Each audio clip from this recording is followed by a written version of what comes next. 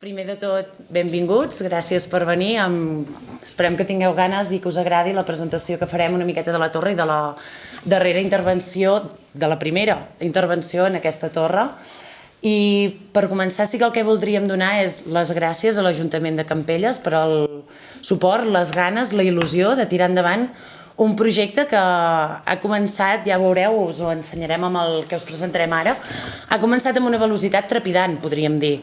I això només es pot explicar per la il·lusió dels que estem una mica aquí, però sobretot de les institucions que ens han estat donant un recolzament des del primer dia. Sense més preàmbuls, us passem a explicar una miqueta què és la Torre de Campelles i el que hem pogut descobrir, el que és el que en sabem avui dia a través d'aquesta intervenció arqueològica i dels estudis que Miquel Sitjà, ja us presentaré després ben bé a l'hora del seu torn, doncs entre tots hem pogut determinar i què sabem avui dia. Bé, només una mica per començar, això que us comentava, això que us deia que sembla que hem començat amb una velocitat trepidant, no?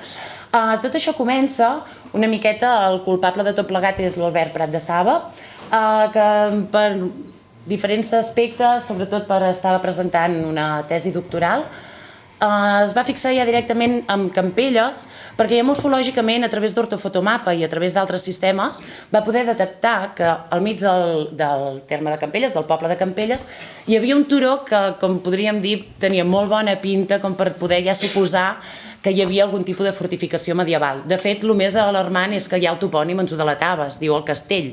Per tant, això ja era bastant indicatiu.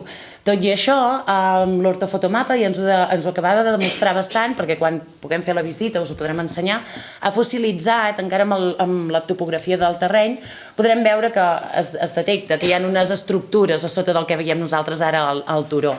Per tant, l'Albert comença a detectar aquest aspecte, es posa en contacte amb l'Ajuntament de Campelles i aquí és el punt en què ens posem una miqueta que tot sembla que va alhora. L'Ajuntament de Campelles semblava que també ja tenia un cert interès per poder treballar amb aquest seu element patrimonial i tot comença a engegar. Ja veieu, tot comença el desembre del 2014. És molt important la velocitat que ha agafat el projecte, les ganes, la il·lusió que us comentava abans. D'una primera reunió del desembre de 2014 estem a desembre de 2015 i us estem presentant els resultats de la primera intervenció amb unes conclusions ja força atractives per un projecte que pot durar molt més. Per tant, després de mitjans del 15, buscar finançament, trobar-ne, que això no sempre és fàcil, almenys amb els dies que estem. A l'octubre fem tot un mes d'intervenció i gràcies a això us podem presentar el que tenim aquí al mig del poble. Com hem treballat? Ha estat una intervenció que a vegades, quan penseu en arqueologia, amb els arqueòlegs, doncs poder s'escaparia una mica del vostre imaginari. Hem anat molt de cara a la idea de poder veure quina estructura teníem, perquè era el que més ens interessava. Teníem un topònim, teníem una morfologia del turó, però sí que realment volíem saber a què ens ateníem.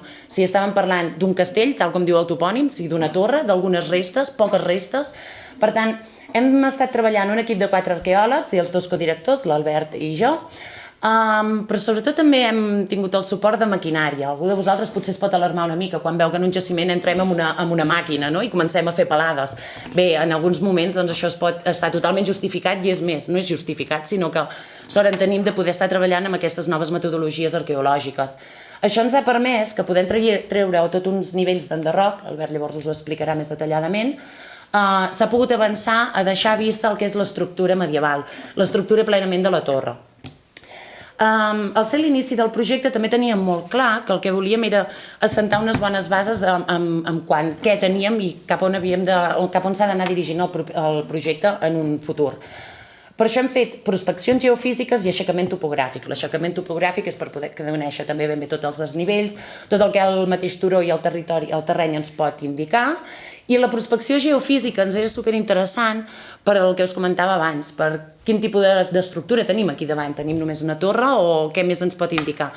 Amb aquests sistemes el que ens pot dir és si més enllà del que aquests dies hem estat excavant hi poden haver-hi noves estructures. Estem en anàlisi d'aquestes prospeccions, d'aquests estudis, però sí que sembla que podem començar a avançar una miqueta, que és que no només ens quedarem amb una torre, sinó que segurament tindrem clos emmurallat, i més a baix cap al pla, que llavors ho veureu millor quan estiguem in situ, i podem trobar, semblaria, s'haurà de comprovar algun altre tipus d'estructura. Per tant, ja de bon principi veiem que no només ens quedem amb una torre, sinó que podem anar traient molta més informació. Una altra de les coses que hem apostat, ja ho veieu, hem introduït també algunes noves tecnologies, ha estat la fotogrametria.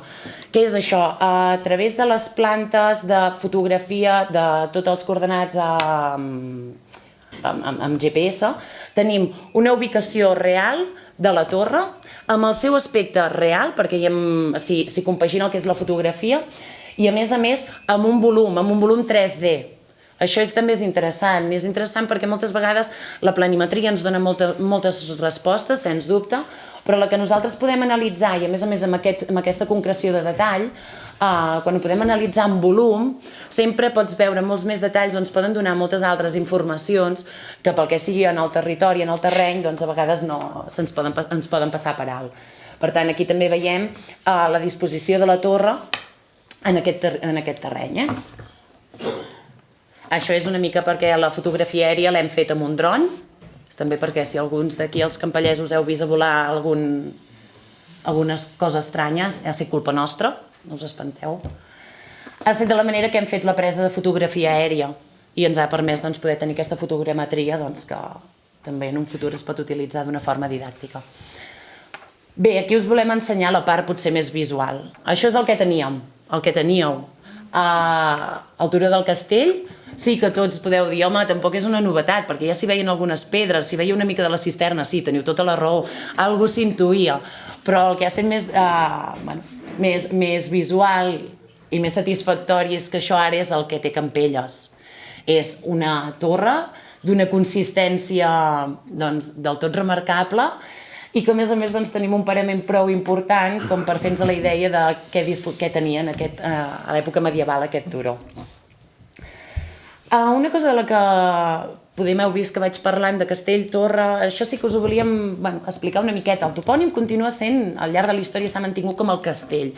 Nosaltres, després de tots els treballs que hem fet, d'haver estat parlant en tema de documentació, haver-ho parlat una miqueta tots junts, no ens veiem amb cor o no creiem que sigui del tot adequat estar parlant de castell. De moment el que tenim és una torre, per això ara veureu que tota la propaganda, la manera que tenim de mencionar-ho, sempre en diem la torre de Campelles. De moment tenim una torre, que possiblement puguin sortir algunes estructures associades, segurament, però no ens veiem amb la capacitat com per parlar d'un castell, perquè segurament que no estava funcionant com un castell fortificat d'època medieval. Amb l'arqueologia també hi poden haver-hi sorpreses, però de moment creiem que el més convenient és que sigui mencionat com la torre de Campelles. Aquí el que veieu són d'altres coses que són del tot singulars d'aquesta torre. Si veieu en la fotografia de dalt, no sé si ho podeu veure amb massa detall, però ja s'intueix una miqueta com la forma del castell, perdoneu, de la torre. Es veu ben bé el turonet amb una sèrie de cercles concèntrics.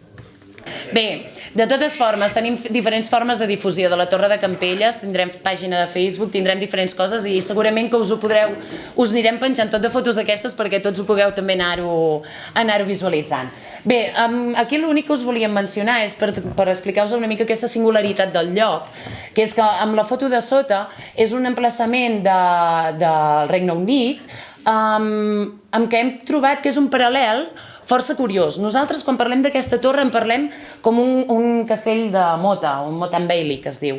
Què eren aquests tipus de castells? Són unes motes, uns turons, que estan fets per mà antròpica, o sigui, és les mateixes persones de la zona que creen artificialment aquest turó per poder guanyar alçada en el punt per la torre i per guanyar visibilitat del territori. Això és una estratègia militar d'època medieval molt concreta. Nosaltres aquí a Catalunya no en tenim precedents, però sí que hi ha una certa comparativa i ens veiem com amb cor de poder-ho suposar que hi ha una assimilació. Per tant, podem treballar amb aquesta hipòtesi de que seria un tipus de torre amb unes singularitats especials que no trobem en altres torres d'aquí al territori pròxim. Amb això, doncs, bé, us volem presentar també algunes de les característiques més curioses de la Torre de Campelles.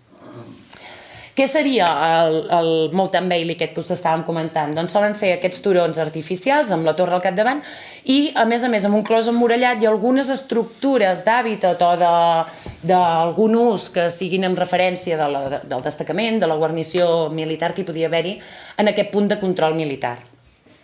L'altre exemple que us posem de comparativa, hem set una mica presumptuosos, però bé, és perquè també potser estem parlant d'una estructura prou important, la que tenim aquí dalt a Campelles, és la Torre de Vallferosa. Si la coneixeu, és una de les torres medievals més altes de les que se'ns conserven per Catalunya, és una torre d'una potència molt important. Nosaltres l'hem posat no perquè puguem dir ni certificada que la Torre de Campelles pogués tenir ni la mateixa alçada, però sí que hi ha uns certs paral·lels. És una torre d'una consistència important, aquesta a més és amarletada, una mica es pot veure, sabem que la Torre de Campelles també era amarletada. Bé, és una mica perquè tingueu una imatge del que podríem haver tingut aquí dalt a Campelles, una torre d'aquestes característiques, o si més no, similar. Per què aquesta torre aquí a Campelles? Això és una mica la pregunta, no? Aquí dalt a Campelles, quines característiques, què el fa especial aquest emplaçament com per haver-hi una estructura militar d'aquesta potència? Bé, el primer, i que vosaltres segurament ho teniu molt al cap, és que estem en un creuament de cruïlles. Aquí és just l'encreuament de la vall de Ribes amb la vall de Toses, camins històrics, passos naturals per connectar territoris prou importants com són el Comtat de Cerdanya, tot el que és la zona ja d'accés cap a Pirineus, amb tot el que és la vall que segueix el riu Ter, fins a arribar a la capital, que seria Barcelona. Per tant, a nivell de connexions, i sens dubte que me'n deixo altres connexions, podríem dir ja per tota la part de més anant cap a Camprodon o inclús cap a la Garrotxa.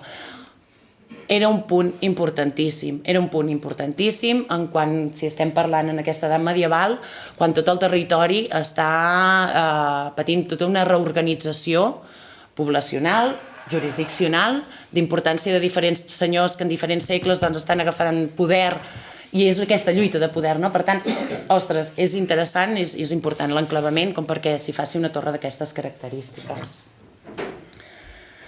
Bé, amb això us fem una mica la presentació del que tenim aquí, de que tenim ganes de que tots vosaltres també us la feu molt vostra, perquè és un punt important, és un projecte que pot ser molt il·lusionador, no només per als campellesos, no només per nosaltres, sinó per tothom qui pugui aproximar-s'hi i pugui veure realment les restes que tenim. Ara us deixaré amb en Miquel Sitjà, que és la persona que segurament ens pot donar més detalls a nivells històrics i documentals del que nosaltres hem estat treballant arqueològicament.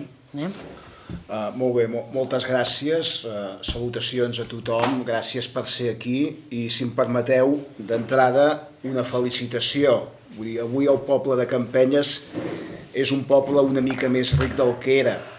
És a dir, la riquesa del nostre país és un país petit, és un país amb molts dèficits de matèries primeres i de moltes altres coses, però un dels patrimonis del nostre país som nosaltres, la gent, i un altre patrimoni és justament el patrimoni històric, el patrimoni cultural que té el país i que està molt amagat, molt ocult.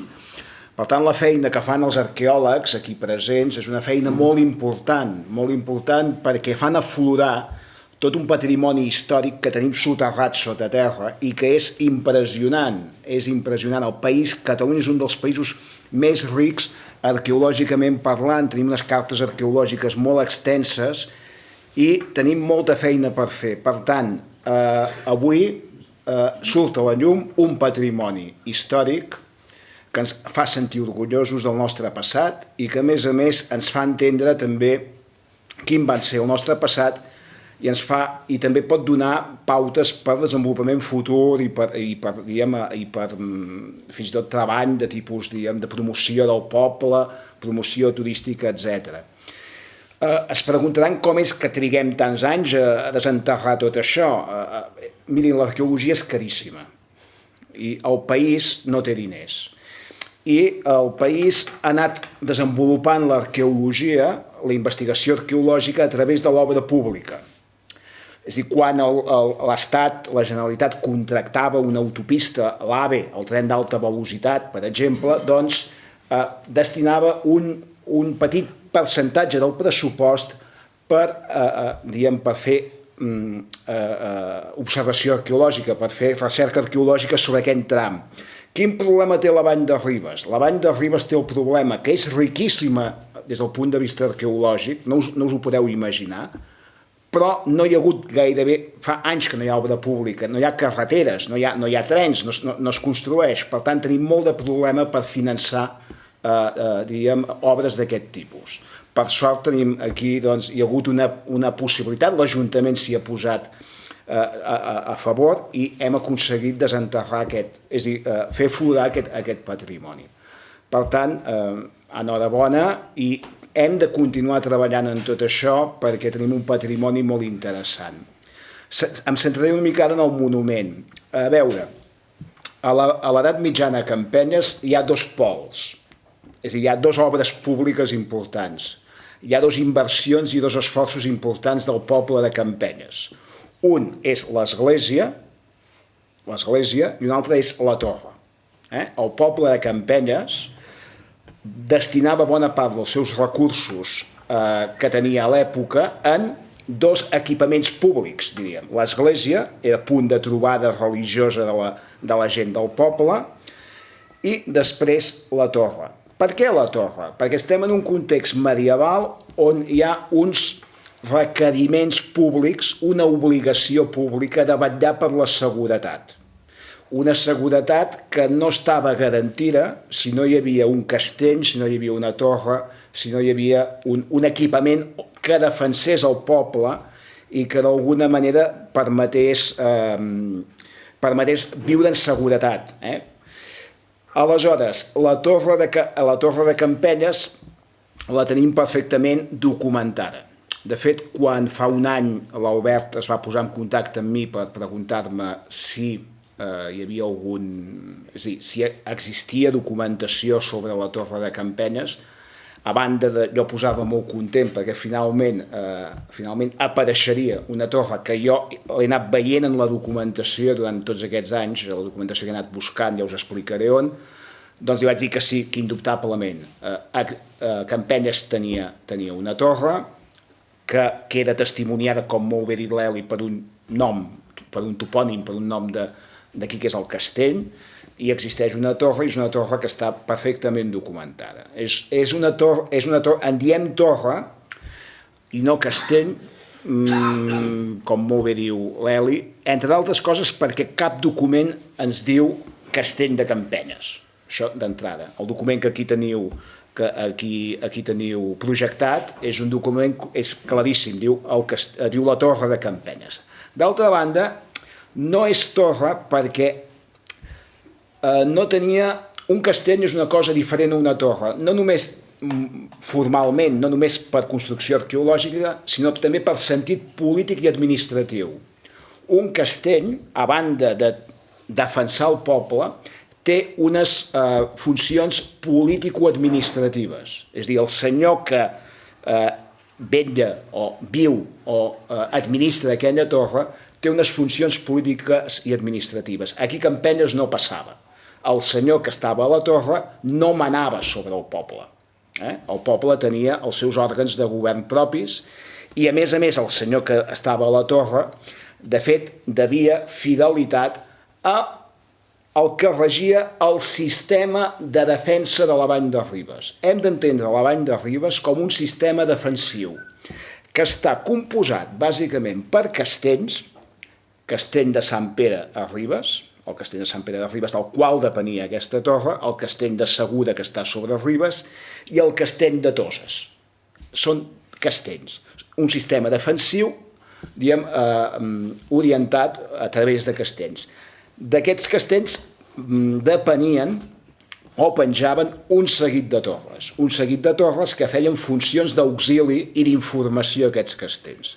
I en concret la torre de Campenyes el que fa és fer serveis de vigia, segurament, al castell de Sant Pere de Ribes. Hem arribat a saber el nom de la gent que governava en aquest castell. Concretament coneixem un personatge del segle XIII que es deia Vidal de Torre, i fins i tot sabem que aquest Vidal de Torre tenia un mas vinculat al castell, que era el Mas de Torre. Per tant, la paraula torre és claríssima, la gent fins i tot ho veia que això era una torre. El document que tenim aquí és un document, si no recordo malament, és un document de l'any 1369, és un document que he trobat als arxius dels Pirineus Orientals de Perpinyà, on hi ha bona part de la documentació que parla de Campenyes. En aquell moment la nostra capital era Perpinyà, no era Barcelona. Nosaltres estàvem integrats en el que se'n deien els comtats de Rosselló i Cerdanya, i la nostra administració, que avui la tenim a Barcelona o a Madrid, doncs la nostra administració era Perpinyà. Aleshores, a Perpinyà hi havia uns funcionaris reials, hi havia funcionaris reials que, diríem, feien visites d'inspecció a tot el patrimoni, diríem, defensiu que hi havia als comtats de Rosselló i Cerdanya. I aquest document és un document molt curiós perquè venen aquí des de Perpinyà i fan una relació de totes les coses que han trobat que no funcionen a la Torre de Campenyes. És a dir, els hi encarreguen tot un seguit d'obres de millora de coses que s'haurien d'arreglar i que no s'arreglen. D'altra banda, el document deixa molt clara també una cosa. Estem al 1369, la torre està en un estat molt precari de conservació i està pràcticament abandonada. Cosa que, de fet, estaríem ja al final del funcionament d'aquesta torre. Al final, jo crec que a partir d'aquesta data la torre es va anar enderrocant. Estem al final perquè els hi explicaré, entre el 1340 i el 1440, números rodons, la Vall de Ribes pateix una crisi terrible, econòmica, que en alguns casos motivada per males collites, en altres casos motivades per epidèmies de pesta, la famosa pesta negra, i d'altres casos motivades per la nefasta política del rei Pere el Cerimoniós, que el rei Pere el Cerimoniós ens va enfadar, es va vendre la Vall de Ribes a un senyor que també devia governar aquesta torre, que era el baró de Pinós i Mataplana. Aleshores, això va provocar una crisi econòmica, perquè aquest el Pinós era un governant pèssim i se'ns enduia els recursos, els diners, etc. Per tant, la Vall de Ribes està en una crisi molt forta. Jo crec que aquí comença la crisi de la torre. El poble de Campenyes no té ja capacitat, perquè, veiem, això ho pagava el poble, l'església la va pagar el poble, la torre la va pagar el poble. És a dir, els documents són claríssims, vull dir, cada habitant de Campenyes pagava un tant, una desena part de tots els ingressos de la gent de Campenyes, de cada habitant de Campenyes, anava per aquesta torre, una desena part anual. Era un impost per mantenir la torre, i era una obligació que l'Estat del moment imposava. Per tant, aquesta és la situació en la qual es trobava, i jo crec que anirem aprenent molt més. L'arqueologia és imprescindible, perquè tot el que jo pugui explicar té el valor que té, però veure-ho té un valor absolutament superior, perquè ens en fem molt més al càrrec del que va ser la nostra història i el nostre passat. I bé, jo només animar a l'Ajuntament de Campenyes i al poble de Campenyes a continuar treballant pel coneixement de la seva història, per posar en valor el seu patrimoni cultural, que és molt important i que avui el tenim molt més ben representat gràcies a aquesta excavació, i després esperar que en gaudiu d'aquest nou patrimoni que teniu, i que entre tots puguem disfrutar del nostre patrimoni. I moltes gràcies. El que es comentava abans al començament, l'Elisenda de les imatges per satèl·lit i fotografies aèries, no sé si veurà massa bé. Aquí tindríeu el que seria el castell vist amb imatge aèria. Ja d'inici vèiem tenia una forma circular, una forma una mica peculiar que no reprodueix en d'altres castells presents a Catalunya, format sobretot per un recinte circular al centre, que vindria a ser la torre, amb una estructura annexada, la cisterna que ja es veia, les visibles, però també es veia un altre cercle al voltant d'aquestes estructures. I s'intuïa un segon recinte, que està sortint aquí, que podria intuir que hi hauria un altre recinte clos. Vist sobre el terreny, abans de la intervenció, seria el que veieu a la fotografia. Bàsicament ens centraríem, la primera intervenció arqueològica s'ha centrat en aquest espai central de la torre, el que veieu marcat en vermell, i tanmateix s'ha intervingut en prospecció geofísica amb aquest altre espai marcat en verd, que veieu a la imatge. Bé, el resultat d'aquesta primera intervenció arqueològica ha pogut portar o descobrir i portar a la llum una torre de forma circular, el qual li donem nosaltres una cronologia a l'entorn del segle XI, tant per sistema constructiu com per materials arqueològics que veurem en una següent diapositiva. És una torre que s'assenta bàsicament sobre rocamara, una construcció típicament medieval. En alguns punts sembla ser que aquest turó ja ha tingut una acció antròpica, és a dir, la forma del turó s'ha donat per l'home, amb uns rebliments de pedres. La construcció mateixa d'aquesta torre, tot i que s'assenta sobre aquesta roca, doncs hem pogut veure que hi ha una part, sobretot a la zona nord, que s'assenta sobre una banqueta de fonamentació molt més àmplia.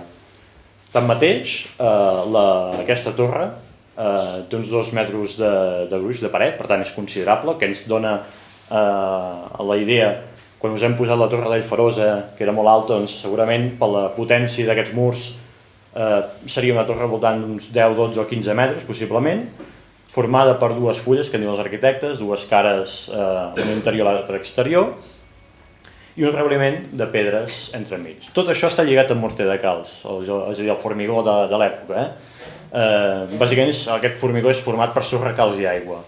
Els estudis que hem pogut dur a terme hem pogut comprovar que els materials de construcció són purament autòctons, són de la zona i fàcilment accessibles. Paral·lelament s'ha pogut documentar una estructura annexa, la cisterna, que ja traia el nas i que molta gent segurament quan eren petits anaven a jugar per allà dins.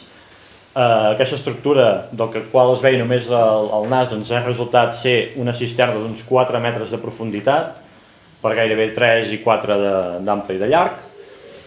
També parcialment tallada sobre rocamara. És una cisterna que en principi hauria de contenir aigua. S'ha conservat perfectament el arrebossat hidràulic, és un arrebossat també fet amb morter de calç juntament amb pols de ceràmica, que el que fa és estancar i donar aquesta estancaitat per contenir les aigües. La cronologia que li donem, aquesta és una mica més aleatòria no, però diguéssim aproximada, perquè no hem pogut trobar uns materials constructius o ceràmics associats a ella, simplement ho hem fet per associació estratigràfiques i sabem que és posterior a la construcció de la torre, i per paral·lels amb altres construccions de castells o monestirs, per exemple, hem donat una cronologia que podia oscil·lar al voltant dels segles XIII-XIV. D'acord? La peculiaritat també d'aquesta estructura, i que contrasta amb una mica el que ens deia en Miquel amb la documentació, és que té una llarga durada, i veiem des del segle XI ens arribaria pràcticament fins al segle XIX, perquè hem pogut documentar un seguit de reflexions i estructures adossades a la torre que ens donarien una cronologia amb uns materials també d'aquest moment del segle XIX. I que algunes llegendes populars o històries de la població esmenten que hi havia uns soldats que estaven a dalt i que els havien de portar aigua. Doncs això hauria passat fa uns 100 anys i hem trobat aquests materials. La major part d'aquests materials del segle XIX els hem trobat dintre la cisterna. Per tant, hauria estat en funcionament la cisterna plena d'aigua pràcticament fins al segle XIX, que és el que també quadra amb aquesta història popular. D'acord? Bé, en primer moment, uns resultats també de la fotogrametria ens ha permès el que nosaltres en diem fer seccions, de manera que ens permet donar-nos una mica la idea com era la construcció d'aquesta torre. En aquest cas veiem com la torre està al punt superior i la cisterna s'enfonsa, en certa manera, per també donar una mica de frescor i conservació a l'aigua, si es veu gairebé l'imatge, en tot cas després quan pugem a dalt es pot observar molt més bé, amb les dues estructures, que és el que comentava abans, en Miquel sobretot. En aquest cas hauríem de parlar, de moment, si més no, de torre, perquè tota torre funciona a torre i com a molt una cisterna que és bàsic per a la supervivència de la gent que estigui formant un cos de guàrdia en aquest lloc. Res, us posem aquesta imatge per tenir un complement de la fotogrametria, permet generar volums en 3D de cara a una possible museïtzació o difusió cultural, doncs es pot navegar entremig d'aquesta imatge. I el que potser seria més interessant i ens permetria aquest discurs que us he anat dient de això és del segle tal, això és del segle qual, aquí potser ho veuríem una mica més, de forma una mica més gràfica. Les peces que no s'han pogut recuperar de la fase inicial, que seria anterior al segle XII, són unes ceràmiques escasses, documentades just a tocar pràcticament de la recamara, per tant, a nivell fundacional. Són unes ceràmiques que se'n diuen de cocció reductora, típiques d'aquest període.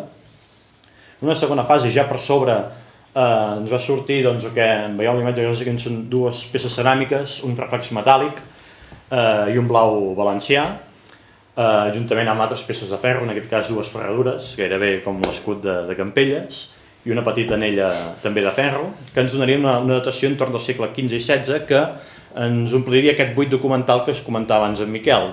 Doncs aquí l'arqueologia ha pogut contrastar que realment potser estava mig enderrocada però hi continuava havent-hi gent i si més no s'utilitzava d'una manera o altra.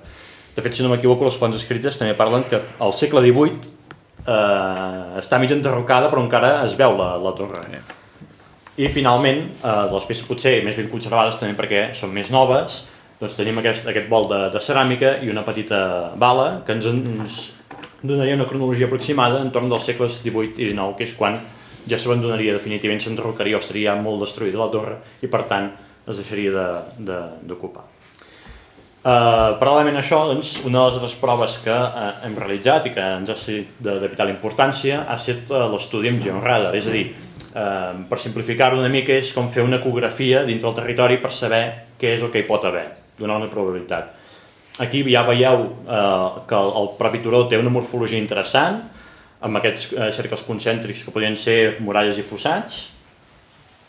En aquest cas s'ha optat, veient aquests resultats, per prospectar les zones que veieu marcades en blanc i amb aquestes dues franges grogues, amb dos sistemes diferents, el blanc amb prospecció magnètica i el groc amb prospecció amb georadar, diguéssim. Els resultats, pel que fa a la prospecció magnètica, has documentat tot aquest seguit de taques verdes i de colors que veieu, són anomalies, que en diem, però el que és interessant remarcar d'aquesta prospecció és això que apareix remarcat en vermell, que podrien ser unes estructures d'hàbitat. Això fins que no ho excavem, evidentment no ho podem saber. Però és molt important el fet de poder documentar aquestes estructures aquí, perquè també és el que ens relacionaria amb la fase inicial que ha explicat l'Eli, d'aquells paral·lels que trobem a Anglaterra i algun escudusser a França, dels Motte and Bailey, aquestes construccions típicament angleses, que són un castell al cim del turó i un recinte tancat on hi hauria la població, primera població en tot cas, hauríem de parlar de Campelles. Les altres prospeccions, les dues línies realitzades amb georadar, ens van poder documentar bàsicament un recinte emmurallat, en veieu les anomalies en groc que tanquen un cercle gairebé perfecte, així mateix també una segona línia de clos emmurallat que tancaria un possible accés. La lliça, que també apareix a la documentació, de fet nosaltres va molt bé tenir la documentació perquè podem comparar i relacionar els fets que nosaltres ens trobem amb el que realment hi havia en el moment o que es deia que hi havia en el moment. I en aquest cas, molt possiblement ens quadren les dues fonts, la documental i l'arqueològica. En principi, amb aquestes darreres diapositives veiem que queda molta feina per fer encara, queda possiblement tot un recinte emmurallat, una possible zona de poblament a baix del turó també per poder excavar i en definitiva aquí us deixaríem, agrair a la gent que ha format alguns d'aquí presents de l'excavació, que sense ells evidentment no hauria estat possible i en tot cas passam al vídeo, tenim un petit vídeo fet també en 3D que no sé on... No té pen. No? A veure si funciona. Sí que funciona.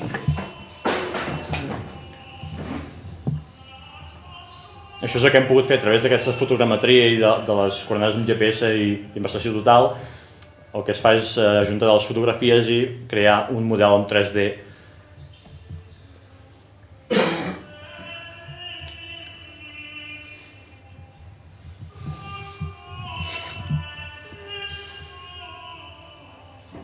Aquí ve la cisterna a l'interior, que al qual no podreu accedir ni veure perquè està tapada actualment.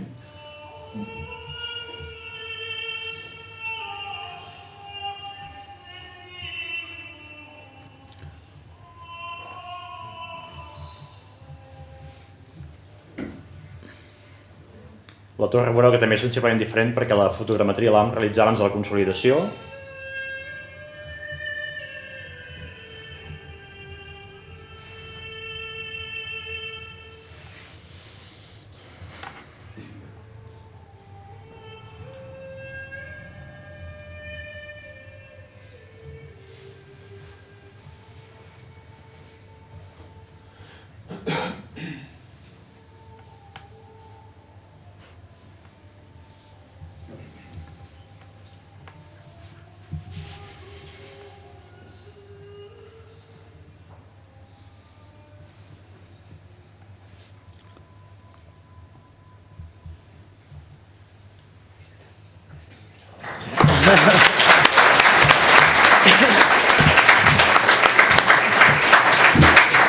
Amunt, i això ho esperarem que acabin de buscar.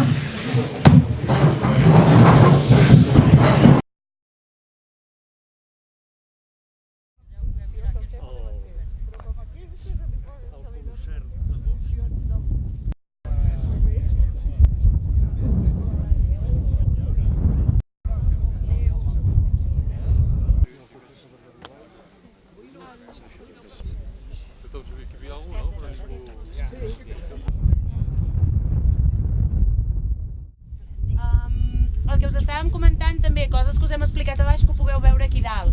El turó, carreta molt petita, no ens fa pensar que sigui enderroc de la torre perquè el tall del carreu és diferent, és molt més pedruscalla, per tant se li veu molt la intencionalitat de crear turó. És el que ens fa pensar en aquest model anglès que abans us estàvem comentant. Aquí ho veiem bé, llavors tenim, que també es veu i és el que vèiem des d'imatge aèria, és tot aquest cercle concèntric que el veiem que està voltant tot el que és la torre, que podria ser la primera part de clos emmurallat. La torre, amb aquest clos emmurallat, com funciona. I per últim tenim el que es veu una mica perquè ha fossilitzat, perquè ho hem trobat en el document que en Miquel ens ha fet arribar, el que en deien la llissa. La llissa és el que aquí baix veieu que hi ha aquests arbustos, que sobresurten una mica més. La llissa doncs seria com aquest segon clos emmurallat a davant de muralla, perquè les prospeccions geofísiques que us hem parlat tant l'Albert com jo estan sobretot a la part del pla i és allà on sortien possiblement algun tipus d'estructura que haurem de mirar doncs, a veure si amb cronologia, si ho relacionem, quina relació té amb la torre.